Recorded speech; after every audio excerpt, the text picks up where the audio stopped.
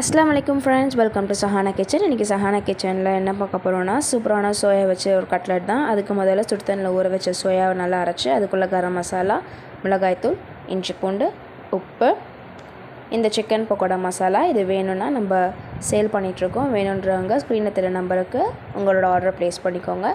அது கூட ஆனியன், நல்லா வேக வச்ச பொட்டேட்டோ, இது எல்லாத்தையுமே நல்லா ஒன்றா மிக்ஸ் பண்ணி அழகாக பாலாக செஞ்சு நல்லா ஒரு கட்லெட் ஷேப்புக்கு திரட்டி ஒரு பிளேட்டில் சர்வ் பண்ணிக்கலாம். இப்போது இதை கார்ன்ஃப்ளவர் மாவு இருக்கு இல்லையா, அதை நல்லா தண்ணியாக கரைச்சிட்டு அதில் நல்லா டிப் பண்ணிவிட்டு அது கூட இந்த பிரெட் க்ரம்ஸையும் சேர்த்து மேலே நல்லா கோட் பண்ணிவிட்டு நல்லா சூடாக இருக்க ஆயிலில் ஒரு டீப் ஃப்ரை எடுத்தால் சூப்பரான கட்லெட் ரெடி.